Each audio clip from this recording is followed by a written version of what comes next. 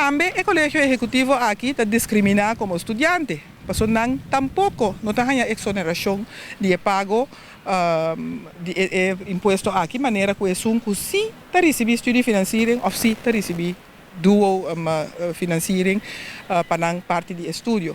Tá hopi yunan de terra nós está estudando para fora, se arriba no próprio custo, ou arriba custo de na maior não turnos muito não está estudando para fora estudo financeiro. Tá hopi gente hopi muito não nós para fora estudando riba na própria força. Então me tá hanya que nós não pode discriminar de forma aí, door de não reconhecer como estudante, mas que não se na oriento. Da trado não está tampouco, tá? Está estudando. Banda de sei, me tenho visa que tem algum caminho que nos sugerir, por exemplo, a minha mesa sugerir é parte de pessoa que quer pegar na boneiro via de trânsito para que motivo que o avião não pode seguir, quer pegar na boneiro não tem mestre de pago, se tem exoneração de pago de imposto aqui. Por el resto, me pubisa que o imposto aqui está serve para trazer mais sangue de caixa de governo.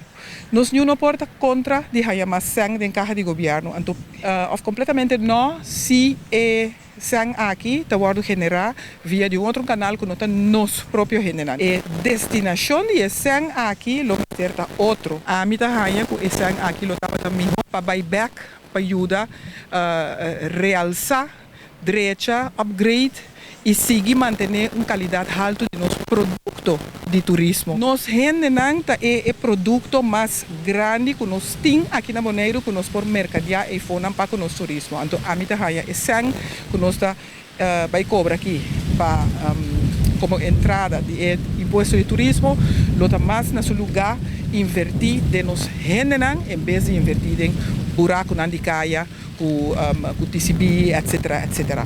Esse aqui é um imposto que nós saca foi saco de turista, dus bang hinkele den algo que nós local não também tá hanha ou tá mira algo de esse aqui back cerca na mês. Minta quer continuar que porta contra de pida aí.